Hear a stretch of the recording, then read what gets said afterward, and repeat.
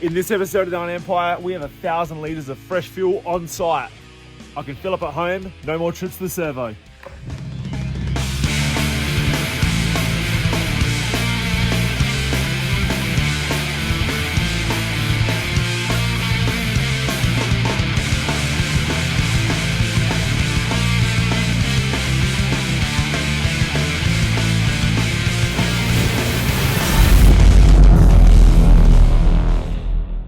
Okay guys, so check it out. We finally have 1,000 litres of fresh fuel on site in my classic Golden Fleece overhead fuel tank. You gotta check this thing out.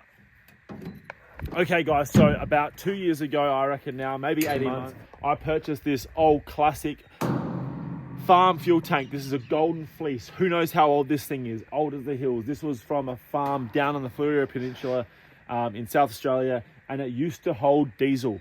Now, I bought this thing. It was a farm that was closing down, and went down there with a car trailer. We tipped this thing on. I got it back home, and it's sat here ever since. I've been waiting for my neighbour Scruff to get a load of fresh fuel in.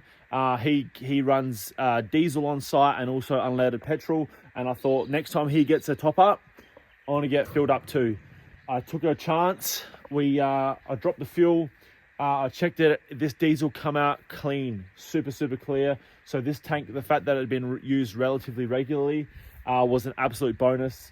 The thing ran clear, so I knew the tank wasn't full of scale and rust and shit. So all I pretty much done, aside from a very rough leveling with a spirit level and a couple of pavers to make it all work. Actually, I think I put a rock down there. I went ahead, replaced all the fuel lines and the ball valves with high quality gear. And now I have the ability to fill up my cars, all my implements. So we're talking mower, snipper, my little UTV, all that sort of stuff. I can do that on site from home. I don't need to go to the servo. No more jerry cans back and forth. Absolutely stoked with this new addition to the property. So one of the good things about these tanks is that it has got a bottom feed, so you can just gravity feed it straight out. I put a bit of hose on it as well, so I can pop my jerry can on the ground or my bottle or whatever and fill up right there.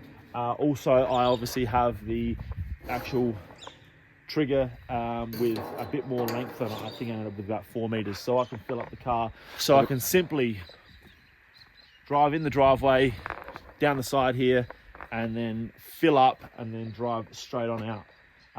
One thing I do need to do, and I need to do it sort of sooner than later, is this trigger nozzle. I pulled this all apart, put it through the ultrasonic cleaner, got it clean as a whistle, but some of the components do need to be replaced. The O-rings, although they did look good, aren't so good, and also the back here has a cork gasket which is a bit leaky, so it does leak a little bit when filling up. Also, the nozzle size is actually a little bit bigger than you would get on your typical Bowser at the servo, which is fine for trucks or most diesel implements.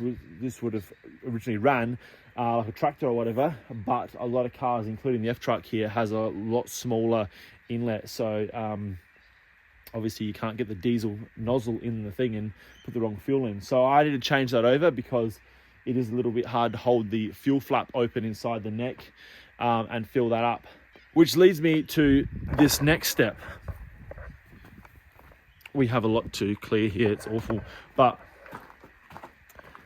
even further back, maybe 2.5, 3 years ago, Andrew and I picked up this old, I think it looks like a BP fuel Bowser. Now this is from the 80s. I think this was decommissioned in 82 or 1980. Shit, can't remember. Obviously it's a twin fill. I need to repair that. It's only got one hose on at the moment, and the litres back in the day, which corresponds to the last stamped check thing or whatever they do, when it was last sort of regulated or whatever, as you can see right there, 52 cents and the 80 cents there for the premium. So yeah, look, it's been a while. I wonder if that's actually correct. Haven't done my math on that, but anyway, now I initially bought this just for aesthetics. I wanted to build a little bit of a sort of section here with the Bowser and the old you know, oil cans, that sort of stuff. Obviously haven't got around to that just yet, but what I also would like to do is plumb this overhead storage tank. I'd like to plumb it through this. I won't have it running like actually pumped, but it will just gravity feed through this, so I can fill up through this as well, just for wank factor, guys, no other reason. And of course I would like to change this over to a Golden Fleece, because that's what my tank is. And of course Golden Fleece being a classic Australian oil and fuel supplier, I want to stick with that. Now that is my addition to the empire when it comes to being a bit more self-sufficient. We don't know how far 1,000 litres is going to get us just yet. Now I'm sure the first question that a lot of you are thinking is, what sort of fuel have I got? Now the fact that Scruff next door runs just all 91 basic budget fuel, I had to get what was coming through on the truck. Now, in order to overcome the octane issue, because some of the cars we run would like to have a bit of a higher octane, I've got a aftermarket additive of octane boost, which I'll run in basically every other sort of tank of fuel. So I'll sort of regulate that as I go. So if we head out in the Tirana, for example, although I probably would get away with 91, I might run an octane boost in it, and then the next time we're out, I might put a tank of 98 through to try and sort of equalize that a little bit. Now moving forward, I will be hopefully getting a higher octane fuel, or I may even look at getting a second tank, because obviously there's no point in running like a 98 octane in the mower. It's just a bit of overkill, and it's obviously more money for the sake of it. But for now, I'm happy with this. Most of our cars are running on LPG anyway, so I feel like this 1,000 litres is going to go a pretty long way. Now, another thing you guys may be wondering is, how much does it cost? Of course, you want to know, like, oh, now I'm saving. It's free fuel. It's here. It's already paid for. But of course, everyone knows cost of fuel at the moment is ridiculous. It's only going to get worse. I think I actually haven't got the bill for this just yet, but I think the general rule of thumb, all the cockies. The general rule of thumb when purchasing quantities of fuel and having it delivered to site is you get it roughly 10 cents a litre cheaper than it is at the Bowser at the time, which is going to put this, for round figures, for 1,000 litres, I'm going to be up for $2,000. That's just the harsh reality of it. It's expensive, but at least I've paid for it up front, and it's going to get me out of trouble. And it's going to save a lot of money in the long run, because the amount of times that you'll get halfway through a job and you need to go to the servo and fill up, take the jerry can, you're spending more time and travel anyway. And I'm a pretty forgetful person, so half the time I have the jerry can in the car, it does 2 weeks in the car with me, and I don't fill it up once. So this is going to be an absolute lifesaver when it comes to having fuel on site and being way more self-sufficient here at the Iron Empire. All right, guys, so while we're here, I thought I'd do a quick walk around and show you some of the bits and pieces that we got going on. We have so much going on behind the scenes. I've been saying this for 12 months. The videos have been a little bit quieter lately because we have had a hell of a lot on the go. Just quickly, out here, we've got some outside benches. This is just for my, dirty work, cleaning parts, grinding and shit like that. It's totally unorganized. Most of this is rubbish, to be honest with you. I need to do a big cleanup out here. These were just sort of giveaways I've scored, and they will eventually move over to this area of the scrap pile, along the bench. The benches will run along the shed. I want to put a little bit of a lean-to out here, so all your sort of indoor outdoor work you can do here. So I can come out here, out of the sun, out of the weather, but still do some sort of inside/outside work, which sort of everyone needs to do at the times, when you're doing your welding, your grinding, maybe a bit of painting, stuff like that. So that will all be done here. There is piles of stuff I need to do. I might literally put the camera down next and start tidying this up, because this is an absolute shambles here, and it's embarrassing, to be honest with you. But I've got bloody scrap doors, roller doors, all sorts of shit from the shed build left over. This is a leftover, well, the front bar that was on the LTD. The paint on it actually come up really nice, but unfortunately when you bolted it up, it had a bit of a smack and it was a bit wavy, so I put another bar on it. Need to respray it. Long story short, blah blah blah. Here's the exhaust for the Dart. That engine is out of the Dart at the moment. It's actually currently being used as a workbench. That has some 318 damage, which I showed on a video yonks ago. But yeah, there's some parts here, Dart parts laying around in the weather, which they shouldn't be. We got leftover parts from old cars. We got a rear quarter. That's for my VG hardtop. Mine is rusted out hardcore, and I'm going to graft that in place one day. Man, I just got shit everywhere. Got my monster compressor out here. This has been awesome. Man, this is bad. Actually quite embarrassing, but yeah, look, we got lots of scraps outside. I don't know why I'm going down here. We're going down to the paddock. So this is the paddock, if anyone hasn't seen it. We've got a little caravan down there awaiting some love. That's just another little project that's going to get maybe addressed in a year or two to come. We'll have a bit of a wander inside. We'll go back this way. So guys, this is a bit of a spare of the moment walk around. I thought I'd show you all while we're at it. Since this is an update video. We've got the Duster, fresh from Texas. You guys may have seen this in a video. That was a long-winded process to get that over here, and it's just sitting here wasting away. Not really, it's actually undercover, and we will get to that one day. There's going to be a call. Not many Dusters around Adelaide, not many in the country really. We got the Dart, both 318 cars, small block cars. Obviously you guys know the Bronco. Now this thing is making some slow progress. I've got some good new bits and pieces for this car, and this will be coming back to the channel real soon. Would love to get this back on the road as a patina weekender. We're going to rip the front bar off and all sort of stuff, put some nice wheels on it, do a clear coat number on it similar to Jake's truck. The Fairlane here looking very sore and sorry, but this thing is getting us out of trouble at the moment. We've been relying on this car a little bit lately. We will be doing a bit of a number on that soon. That will be coming up for sale.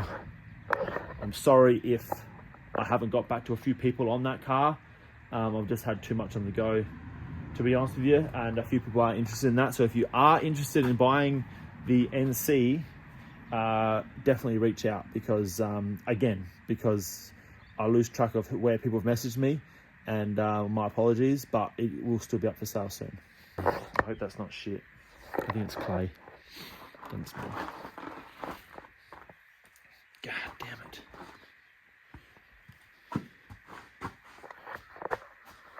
All right, now moving inside, it's pretty dark in here. I'll flick a couple of lights on.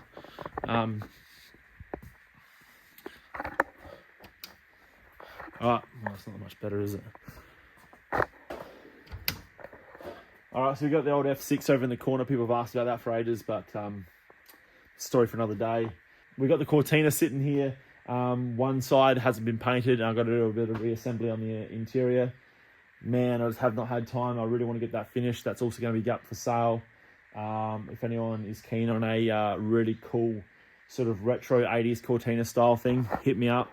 Got Andrea's little Tirana, the only thing that gets looked after around here, to be honest with you. Wrapped up safe and sound, going strong as per usual. Got the LCD. Got a little bit going on that with a little bit more interior stuff and some stereo stuff. That will be coming up in an upcoming episode very soon. Also got the NL up here on the hoist. There's a wheel been missing. A wheel's been stolen off this puppy to get Andrea's car out of trouble because she had a flat. And this needs a little bit of work. I've got a new idler pulley to go on. I've got some new shocks, and also I've got to pull out the power steering that's leaking like a sieve. We're going to go through this car and get this thing to a decent level because it deserves it. It's one of my favorite cars, and I want that back on the road as a daily / weekend daily, after work daily, whatever you want to call it. Okay, now way over in the paddock there,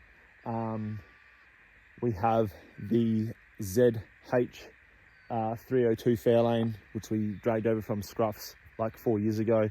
I've been rating a few parts of that. It's a V8 LSD Borg Warner full disc brake car, automatic. Lots of goodies on that. Obviously, being an XB style Fairlane, I've rated so many good parts off that car, and that will save many cars for years to come. We got the VNSS Phoenix Red battery, 5-speed, 5-litre, low Ks on that thing. We done a bit of a walk around video on that a little while back. Had a lot of interest.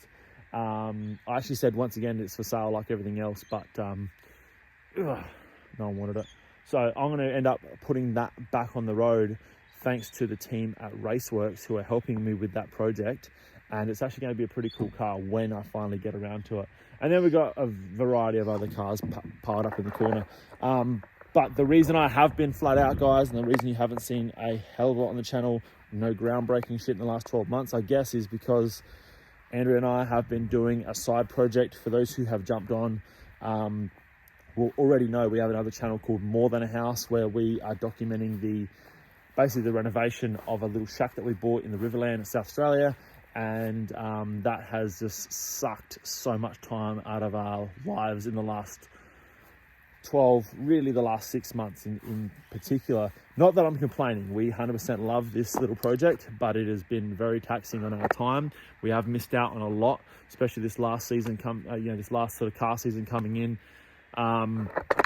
We have had to miss out on a lot, but it's been well worth it, because we are on the brink in the next 24 hours, I'm going to say, of going live with this new shack that we've renovated, and it's going to be going live on Airbnb. So anyone that is traveling through the Riverland and wants to stay, come check out what we've built. The door's going to be open, and it's going to be an amazing way for us to share what we've done with everyone else, because we love the place. It's freaking amazing. It's in Walker Flat. It's overlooking the lagoon, beautiful views, and of course an amazing area to get away from the hustle and bustle if you guys are in South Australia or passing through. So I'll put the links to that channel below, and also if you are following that channel or that Instagram, More Than a House, you'll be able to keep up to date with when those Airbnb dates go live, which will be very, very soon. So that's it for this time around, guys. It was more so just to show you all the amazing new addition to the Iron Empire, and I'm stoked on this. I've been using it obviously weekly with multiple vehicles, and yeah, that's it. Everyone needs fuel at home. All right, that's going to be it for this time around, guys. We'll see you on an upcoming episode. Please don't forget to like, comment, subscribe. Check out the online store. Thanks for everyone who jumped on last week and supported the channel. I'll see you all on an upcoming episode. Cheers, guys.